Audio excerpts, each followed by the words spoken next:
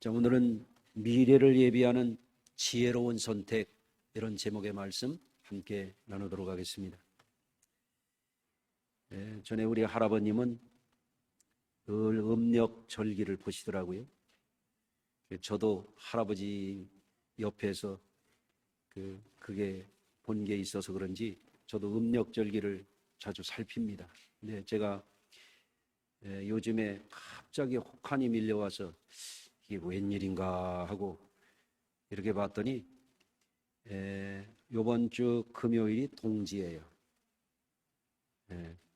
그리고 1월 6일 토요일이 소환이더라고요. 그러니까 지금 제일 추울 때입니다. 연중에. 그러니까 추울 때라고 너무 힘들어하지 마시고 움츠리지 마시고 얼굴 찌푸리지 마시고 오늘도 은혜 충만하시기를 바랍니다. 지금 우리는 주님 오실 때를 기다리면서 예비하는 대림절 절기를 지나고 있습니다. 주님이 강림하신다고 하는 것은 단순히 무슨 크리스마스 캐롤 부르고 추리 장식하고 선물 주고받고 하는 그런 의미로 그치질 않습니다. 주님이 우리 가운데 강림하신다고 하는 것은 종말이라는 거예요. 종말. 이 종말이라고 하는 것을 어떻게 이해하느냐가 굉장히 중요해요. 여러분, 우리 예배당에 여러분들이 들어와 계신데 이 공간이라고 하는 것은 한계가 있어요. 끝이 있어요. 여기서 저기까지, 저 뒤에서 앞에까지. 이 끝 밖에는 또 다른 세계가 있는 거예요. 종말이라고 하는 것이 의미가 우리 그리스도인들에게는 어떤 의미냐면 또 다른 시작이라고 하는 의미가 있어요. 한번 따라서 하시겠습니까? 종말이란 또 다른 시작이다. 다만 어떤 종말을 맞느냐에 따라서 어떤 사람에게는 절망에 빠지는 종말이 있기도 하고 어떤 사람에게는 산소망의 희망의 새로운 시작을 의미하기도 하는 것이 종말론적인 의미예요. 그래서 이 종말이라고 하는 것이 어떤 사람에게는 사망이 되기도 하고 어떤 사람에게는 새로운 삶의 시작이 되기도 하는 것입니다. 우리가 기억할 사실은 누구에게나 원하든 원하지 않든 종말론적인 경점이 다가오고 있다라고 하는 사실이에요. 여러분, 이것은 그 누구도 거스를 수 없는 하나님이 정하신 법칙이에요. 여러분, 그런 얘기를 하잖아요. 사회에서 헌법이 있고 민법이 있고 상법이 있고 절차법이 있고 지방조례가 있고 소송법이 있고 그렇잖아요. 그런데 이런 법도 있대요. 떼법도 있대요. 떼법. 떼 쓰고 목소리 큰 사람이 이기는 법도 있다는 거죠. 근데 그 반대로 여러분은 어떤 법이 있냐면 헌법 위에 하나님의 법이 있는 거예요. 어떤 권력자도 아무리 뛰어난 사람도 아무리 잘난 사람도 거스를 수 없는 법. 그게 하나님의 법이라고 하는 것입니다. 하나님의 법이 뭡니까? 시작이 있으면 끝이 있고 그리고 심판이 있다는 거예요. 그게 종말론적인 경점이에요. 그 주님 앞에 서는 심판주 앞에 서는 그 경점이 시시각각 누구에게나 다가오고 있다고 하는 사실을 성도들은 잊어서는 안 돼요. 다만 주님 앞에서 서는 그때를 위해서 우리 성도들은 지혜를 발휘해서 미리 예비된 삶을 살아야 돼요.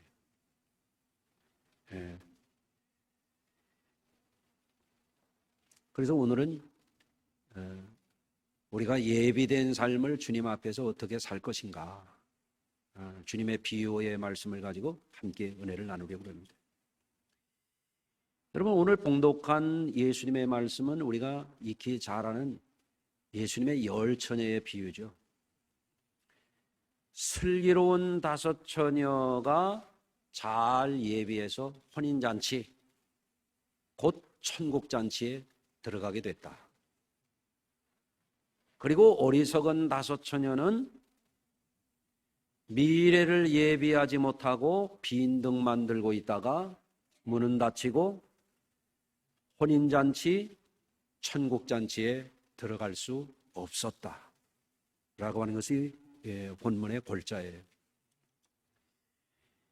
예수님이 이 말씀을 주실 당시의 유대인들의 혼인잔치의 풍습이 뭔가 하면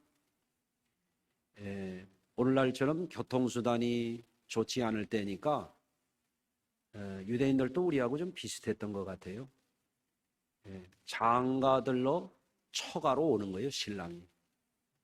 근데 멀리서 오는 거예요. 그러니까 오다가 보니까 어떤 때는 비가 올 수도 있고 강이 막힐 수도 있고 여러 가지 사정이 생길 수가 있는 거죠. 낯선 길이니까 길을 잃어버릴 수도 있고, 그러다가 신랑이 늦게 오게 되는 상황이 된 거예요. 그런데 다 졸며 자는데 슬기로운 다섯 처녀는 등에 기름을 충분히 준비를 한 거죠. 어쩌면 신랑이 멀리서 오니까 늦을지도 몰라. 우리가 대비를 해야지. 그 기름을 잘 준비했다 이거예요. 그런데 어리석은 다섯 처녀는 빈 등만 들고 기름이 조금 있는데 그게 다 꺼져가는 거죠. 그런데 잠만 쿨쿨 자는 거예요. 그러다가 신랑이로다 맞으러 나오라. 여러분, 제가 집에 들어갈 때 제가 가끔 이 말 합니다. 신랑이로다 맞으러 나오라. 그러면 저희 집 식구가 주방에서 뭐 하다가 왔냐고 저를 맞이합니다. 오늘 집에 가서 한번 해볼래요? 김명기 권사님?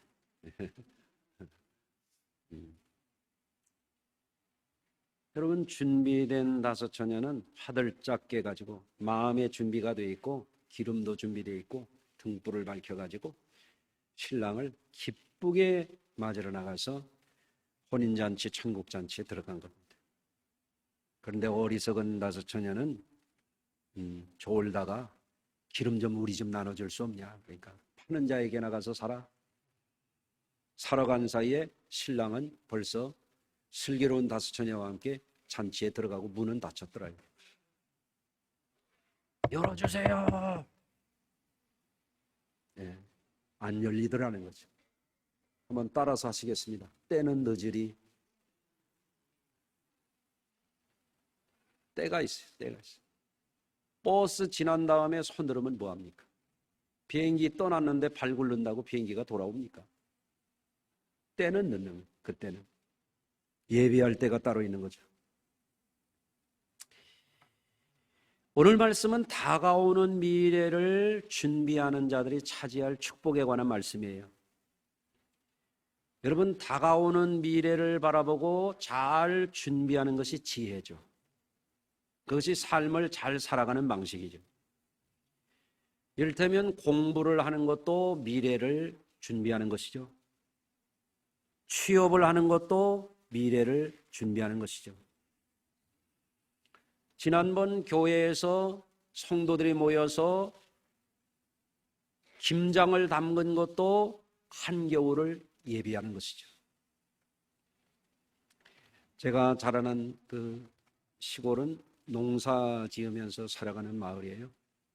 근데 지금 생각해 보면 제가 한국의 전통적인 시골 문화를 그래도 중학교 때까지 경험한 게 저에게는 행운이라고 생각해요.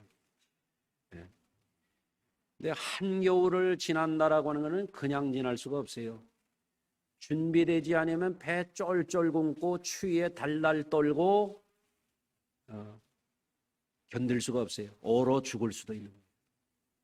그래서 지혜로운 사람은 벌써 한겨울이 오기 전에 땔감을 충분히 준비를 해놔야 돼요.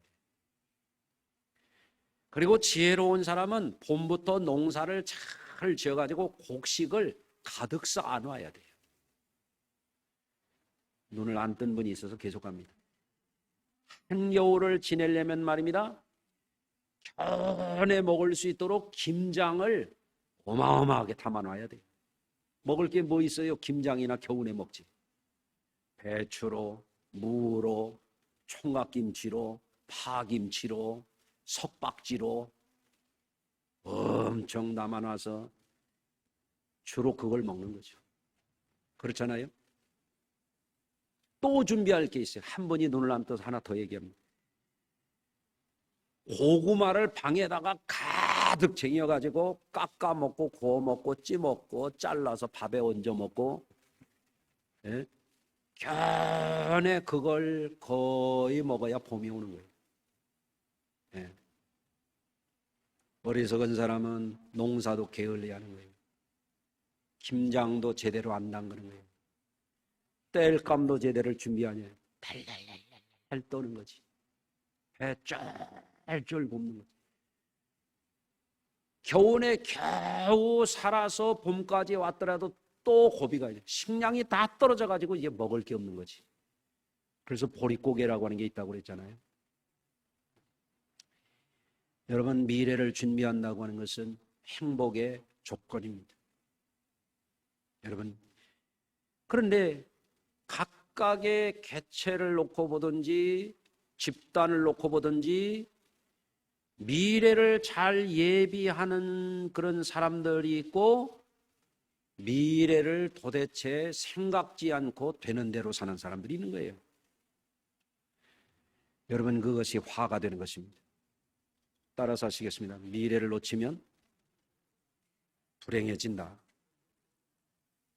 가령 라틴 아메리카의 인디오들이 황금 문명을 이루었거든요. 어마어마한 문명이에요. 그 당시에 건축술이나 도시를 건축하는 관계수로나 농사나, 그들이 황금 도구를 만들고 관을 만들고 한 거 보면 입이 떡 벌어질 정도로 화려한 문명을 이뤘습니다. 그런데 유럽 대륙에서는 이미 산업혁명이 일어나가지고 증기기관이 생기고 기계 문명이 생기고 생산이 막 폭증하고 총기와 대포를 만들고 어마어마한 변화가 있었거든요. 일군의 스페인 군대가 불과 몇백 명이 남미에 가가지고 그 남미에 있는 이런 잉카 문명을 비롯해서 그거를 전부 쑥대밭을 만들어버렸어요. 다 파괴가 되고 다 죽임을 당하고 다 정복을 당하고 비참한 신세가 됐습니다. 왜 그랬습니까? 변화를 읽지 못하는 거예요. 미래를 대비하지 못하다가 재앙을 만난 것입니다. 한때 문명의 발상지가 되고 세계 최고가 되었던 나라 가운데서도 미래를 대비하지 못해서 지금 후진국이 돼가지고 가난하기 이를 데 없는 그런 나라들도 있어요. 예. 이를테면 여러분들 이집트에 가보셨습니까? 이집트라고 하는 나라가 세계 4대 문명의 발상지잖아요. 이집트 국립박물관에 가면요, 옛날 이집트 왕들이 어마어마했습니다. 황금 수레를 타고 다녔어요. 오늘 혹시 교회에 황금 수레 타고 오신 분 계십니까? 황금 수레를 타고 다녔어요. 황금 우상도 있더라고요. 우산. 예? 비닐 우산 말고, 천 우산 말고 황금 우산. 죽었는데도 황금 마스크를 썼더라고. 예? 그리고 죽었는데 우리나라 사람들은 요새 세상 떠나면 난 그거 진짜 마음에 안 들대. 조그마한 유리 상자에다가 요강단지만한 거 하나씩 갖다 놨대. 예? 그런데 이집트 왕의 무덤은 어때요? 피라미드라고 그러잖아요. 피라미드의 돌을 쌓아가지고 이게 200만 톤 나간대요. 아니, 주무십니까? 안 놀래게? 무덤 하나가 200만 톤이야. 돌 하나가 60톤 나가는 것도 있어요. 아이, 그때 3,600, 700년 전에 어떻게 그거를 옮겼어요? 어떻게 그걸 쌓았을까? 세계 그래서 7대 불가사의라 그러잖아요. 그랬던 나라인데 어때요? 지금은 후진국가요. 예. 조그만한 이스라엘한테 전쟁해가지고 매번 졌어. 속된 말로 뒤지게 얻어 터졌어. 시나이 반도도 뺏겼다가 이스라엘이 그냥 주었어요. 징징대니까. 예? 딱 하지 않습니까? 제가 대학 다닐 때에 꼭 가보고 싶었던 나라 하나가 그리스라고 하는 나라예요. 헬라 문명의 발상지잖아요. 고대 헬라 철학자들 빼면 철학, 인문학이 말이 안 되는 거예요. 소크라테스, 플라톤, 또 아리스토텔레스, 제논, 탈레스, 히포크라테스도 있고 헤라클레스도 있고 어마어마한 철학자들이 거기서 나왔고 고르기아스도 있었고 굉장한 철학자들이 거기서 나왔거든요. 그래서 서구 문명 인문학을 얘기할 때 고대 철학을 모르는 사람들은 이 철학적인 사고가 훈련이 안 된 사람들은 이게 논리적으로나 사상적으로나 이게 말이 안 돼. 얘기가 안 되는 사람들이 돼. 이게. 그래서 대학 다닐 때는 거기에 제가 심취했어요. 그래서 상상이 너무너무 많이 됐어요. 지난번에 가봤더니 후진국가요. 한때 세계 최고인 현대 문명의 양대 발상지 가운데 하나인 헬레니즘의 원류가 된 그 나라가 아직 뒤처졌다 이거예요. 그들이 미래를 대비하고 계속해서 진보하고 또 진보하고 했더라면 세계 역사를 이끄는 그런 나라가 되지 않았겠어요? 지금은 아닙니다. 그런 나라가 많습니다. 세계를 향해서 한때는 최고 가는 기업이었고 앞서가는 기업이었고 대단한 성과를 발휘했던 기업들 중에도 지금 새로 오는 디지털 문화의 시대를 이것을 내다보지 못하고 예비하지 못했기 때문에 뒤처진 기업들이 있어요. 예컨대 소니라는 회사는 거기 가서 배우다가 부품 사다가 조립해서 팔던 삼성전자에 뒤처져도 한참 뒤처졌습니다. 샤프 같은 이런 일본의 전자기업이 한때는 얼마나 대단했습니까? 그런데 지금은요 부도가 나고 외국어업체에 팔려나가는 그런 신세가 됐습니다. 디지털 시대가 오는 것을 대비하지 못하고 아날로그의 환상에 젖어서 살았던 얘기예요. 여러분 오늘 말씀을 통해서 예수님이 주시는 이 말씀이 지금 이 시대에도 앞으로 미래 시대에도 우리가 이 말씀을 잘 마음에 새기고 살아간다면 우리 성도들은요 틀림없이 행복해질 거예요. 앞으로 여러분 잘 될 것입니다. 할렐루야. 자, 그러면 오늘 말씀이 주는 예수님이 열처녀의 비유 가운데 주시는 교훈이 뭘까요? 첫째는 다가올 미래를 대비하는 예지력을 발휘하라라고 하는 것입니다. 따라서 하십시다. 예지력을 갖고 살자.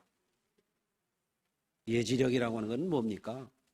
사람은 미래를 내다보는 능력이 있단 말이에요. 신랑이 혼인하려고 올 때의 상황은 어떤 상황이냐? 앞으로 다가오는 시간이잖아요. 10사람의 처녀 들러리들이 있었지만 그 중에 5사람만 미래를 잘 대비해서 기름도 충분히 준비하고 정신적인 준비도 갖추고 있었던 거예요. 왜? 예지력이 있었기 때문에 그렇습니다. 그런데 어리석은 5처녀는 신랑이 오기는 온다마는 등을 들고는 있다마는 오늘도 걷는다마는 정처 없는 이발길이요. 뜻없는 요즘에 물멍, 불멍, 별멍이 다 있대. 생각 없이 사는 거예요. 그냥 흉내만 내는 거예요. 그러니까 신랑이 다가오고 있다고 하는 거, 신랑을 맞이는 그 때를 놓치면 안 된다고 하는 예지력을 갖지 못하고 있으니까 졸며 자다가 당황하고 우왕좌왕하고 이럴 걸 저럴 걸 하다가 문은 닫히고 절망하는 거예요. 잔치자리에 들어갈 수가 없는 것입니다. 이처럼 오늘의 우리도 예지력을 갖지 못하면 과거에 빠져서 살아요. 어떤 사람 얘기하는 거 보면 주일학교도 20년 전, 30년 전 얘기하고 있어요. 어떤 사람 5년 전, 10년 전 얘기하고 있어요. 그렇게 해가지고는 안 돼요. 지금은 어마어마하게 변화하고 진보하는 시대예요. 예? 코앞의 것만 바라보고 살면 안 돼요. 우리는 앞을 멀리 내다보고 준비된 삶을 살아야 될 줄로 믿습니다.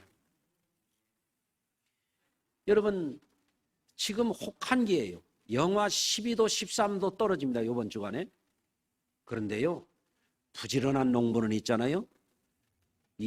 지금 이런 혹한기에 봄 농사를 벌써 준비하는 거예요. 어리석은 사람은 있잖아요. 남 다 못 심고 나서 못 얻어 다닙니다. 얼마나 한심합니까? 그렇잖아요. 예지력이 있어야 됩니다. 항상. 오늘 이 시대는 문화적으로 놀랍도록 빠르게 변하는 시대입니다. 여러분, 미래에 성공하고 싶은 분들이라면 오늘 이 시대가 어떻게 변화하는지 이거를 빨리 읽어야 돼요. 가령 오프라인 가게만 가지고 앞으로도 계속 일을 하겠다 하는 분들은 점점 위축될 수밖에 없는 시대예요. 지금은 온라인 플랫폼 시대라고 하는 거거든요. 지금은 온라인으로 장사하는 시대예요. 지난번에 치킨점을 운영하는 권사님이 힘들어한 적이 있어요. 그런데 어느 날 보니까 또 웃고 다니더라고. 왜 이렇게 좋아졌냐고 그랬더니 배달 앱을 사용했더니 매출이 많이 됩니다. 일이 많아지는 거예요.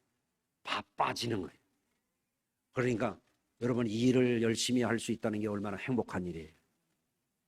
그러니까 전에는 가게를 열어놓고 찾아오는 손님만 장사를 했는데 이제는 온라인 시대에 배달 앱에 들어가 가지고 그 가게를 클릭해서 거기서 돈도 다 결제해주고 이제는 그 배달해주는 사람들에게 보내기만 하면 되니까 얼마나 장사의 폭이 넓어집니까? 예? 자기 주변에 시장 동네에 있는 사람만 아니라 멀리 있는 사람까지도 이게 폭이 넓어졌잖아요. 온라인 플랫폼 시대란 말이에요, 지금은. 인생을 사는 동안에도 이러한 예지력, 상황에 대한 변화를 감지하지 못하고 과거 얘기만 하고 현재만 머물러 있으면 그 사람에게는 미래가 없는 거예요. 여러분, 예수 믿는 사람들은 어떤 사람들입니까? 과거에 사는 사람들입니까? 현재에 머무는 사람들입니까? 아닙니다. 예수 믿는 우리는 항상 앞을 보고 살아가는 사람들입니다. 할렐루야. 두 번째, 우리는 현재보다도 더 나은 미래의 빛을 발하기 위해서는 기름을 예비한 삶을 살아야 돼요. 어리석은 다섯 처녀는 졸며 자면서 빈 등만 들고 있었어요. 그게 뭡니까? 형식만 있는 거예요. 모양만 내는 거예요. 신앙생활도 형식만 있고 모양만 내는 이들도 있어요. 껄쩍지근하니까 교회에 발은 한 발 들여놨는데 이게 형식만 있어. 억지야. 힘들어. 교회 한번 오기가 너무 힘들어. 영하 12도 떨어지니까 못 일어나. 예? 어떤 분은 비 오는 날은 교회 못 와요. 어떤 분은 35도 넘어가면 교회 안 와. 이게 그런 분들도 있거든요. 여러분, 우리가 가진 신앙이 빈 등처럼 형식에 머물러 있으면 안 돼요. 우리는 기름 부음을 받아야 돼. 기름이 채워진 등처럼 불이 활활 타오를 수 있어야 돼.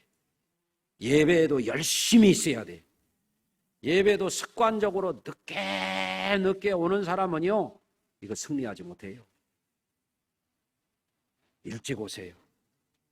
옆에 분하고 한번 인사하십시다. 10분 전에 옵시다. 10분도 여러 10분이 있어요. 20분, 30분, 40분 전에 오시면 더 좋아요. 예? 최소한 10분 전에는 와서 찬송도 하고 기도도 하고 예배다운 예배를 기름을 채워서 해야지. 할렐루야. 예컨대 자동차가 너무너무 좋아. 그런데 기름이 고갈됐어. 그러면 어떻게 됩니까? 앞으로 전진할 수가 없는 거예요. 신앙도 그래요.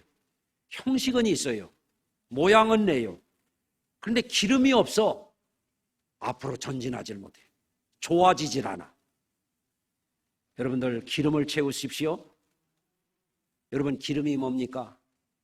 성경에서 기름은요, 성령을 말하는 거예요. 성경에 이르기를 성령의 충만함을 받을지어다, 이렇게 말씀하시잖아요. 여러분 삶을 살다 보면 힘들어요.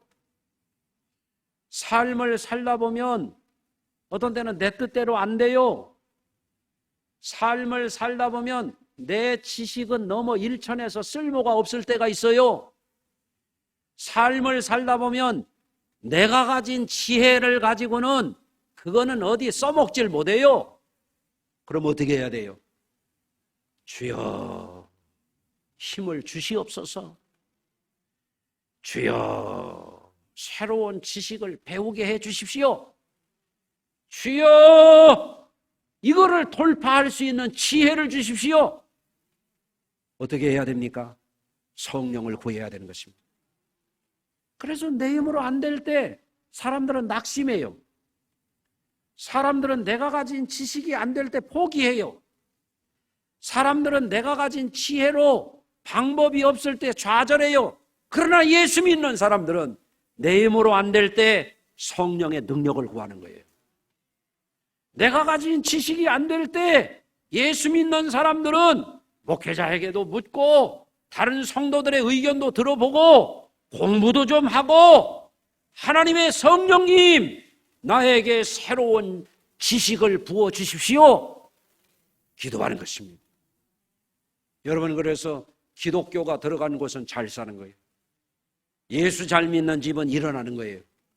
할렐루야. 기름 부음을 받아서 살라고 하는 거예요. 형식만 갖지 말고 여러분 에너지가 넘치는 신앙인들이 되시기를 주의 이름으로 축원합니다. 세 번째, 주님은 오늘 말씀 가운데서 주님의 때를 놓치지 말라고 하는 거예요. 여러분 때가 너무너무 중요합니다. 고린도후서 6장 2절입니다. 보라 지금은 은혜 받을 만한 때요, 보라 지금은 구원의 날이로다. 때를 놓치면 안 돼요. 때를 놓치면. 농사도 때가 있습니다. 아무 때나 씨 뿌리는 게 아니에요. 지금 논밭에 나가서 씨 뿌린다고 농사가 되겠습니까? 씨 뿌릴 때가 있지. 여러분 거름을 줄 때가 있는 거고 해충을 구제할 때가 있는 거고, 그렇죠? 여러분 추수할 때도 농사 다 잘 지어놓고 거두어 드릴 때를 놓치면 그 사람은 농사 실패하는 거예요. 때가 너무너무 중요한 겁니다. 공부도 할 때가 있어요. 여러분 기술도 배울 때가 있고요. 사업도 중요한 모멘텀이라고 하는 때가 있어요. 그 때를 놓치면 실패하는 거예요. 여러분 성도들에게도 중요한 것이 뭐냐면 주님의 때를 놓치지 말아야 되는 거예요. 여러분 주일은 뭐 하는 때입니까? 교회 가는 때입니다. 주일은 뭐 하는 때입니까? 예배 드리는 것입니다. 주일은 뭐 하는 날입니까? 주님의 일하는 날입니다.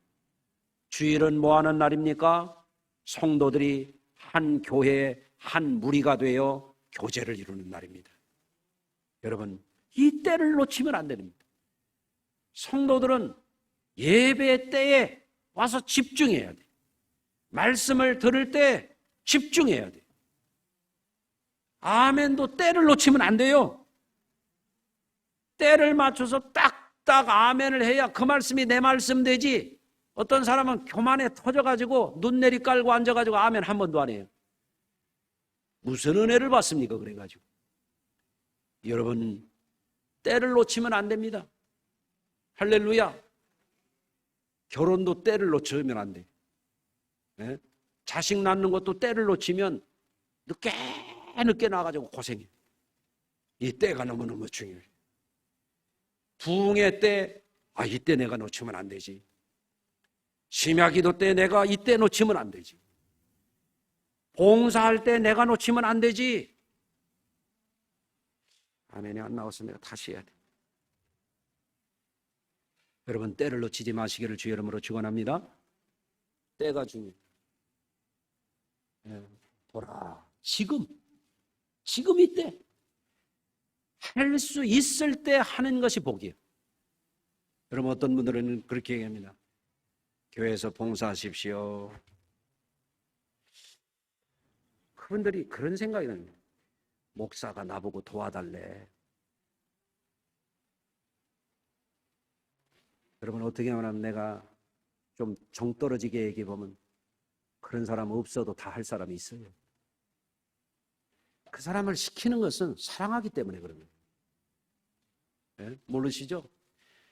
여러분, 하나님이 뭐가 아쉬워서 우리에게 충성 봉사를 받으십니까? 그분은 전능하신 분인데, 모든 것을 다 가지고 계신 분인데, 하나님이 용돈 떨어지셔서 11조 하라고 그럽니까? 하나님이 우리를 통으로 사랑하기 위해서 그거를 드리라고 하는 거지. 아멘 해보세요. 그렇잖아요? 교회에서 무슨 일을 맡기면 어떤 사람은 그렇게 얘기합니다. 아유, 바빠 죽겠는데 왜 하필이면 나래? 당신이 그것을 할 수 있는 것은 뭐냐? 하나님이 쓰시겠다는 거예요. 하나님을 위해서 일하는 사람에게는 하나님이 절대 손해를 입히지 않아요. 하나님이 그 일을 시키는 이유는 상 주시려고 그 일을 맡기는 거예요. 여러분이 그것을 아시기를 바랍니다. 그러니까 장로 되는 게 중요한 게 아니에요. 장로다운 장로가 돼야 돼. 귀하게 쓰임 받아야 돼. 여러분, 장로를 삼으신 분은 왜 장로를 주셨느냐? 큰 상을 주시려고 그걸 맡기는 거예요.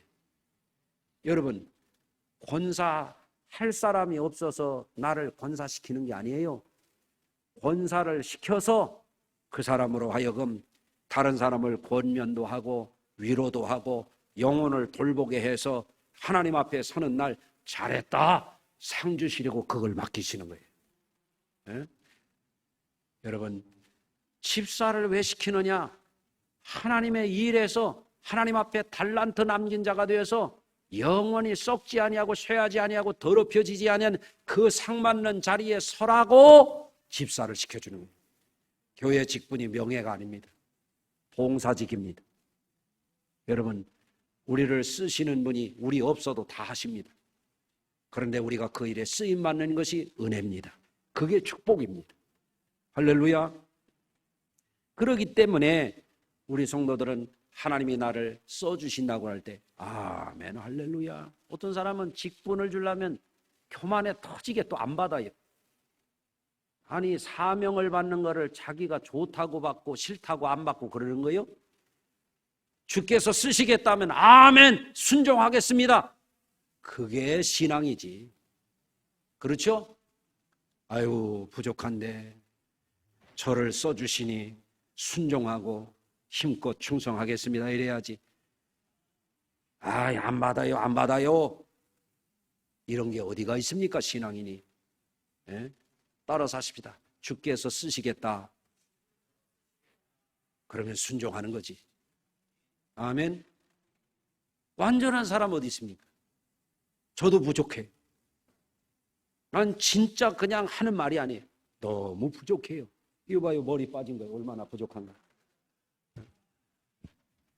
많이 부족합니다.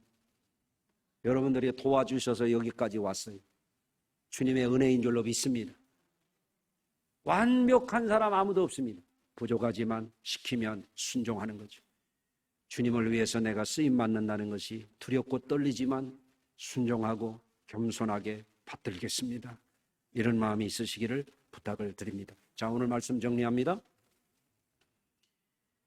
우리 성도님들이 항상 과거에 머물거나 현재에 매몰되지 말고 예지력을 발휘해야 된다.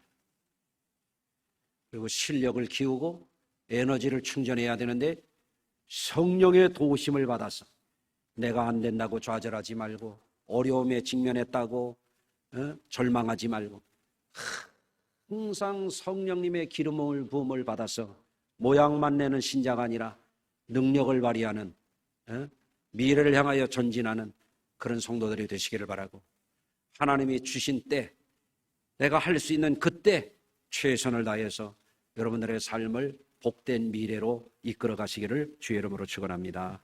기도하겠습니다. 하나님 감사합니다.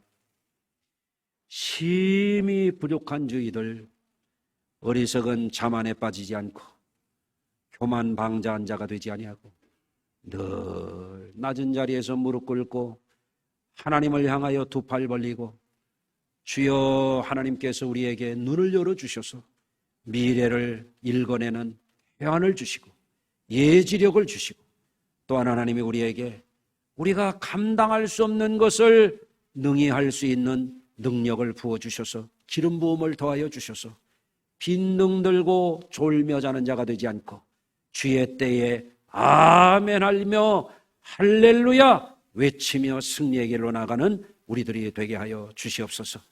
우리 교회 모든 성도들이 한 해를 허송하지 않게 하시고 마무리를 잘하고 새로운 미래를 예비하여 최고의 행복자들이 되게 하여 주시옵기를 간절히 예수님 거룩하신 이름으로 기도드리옵나이다.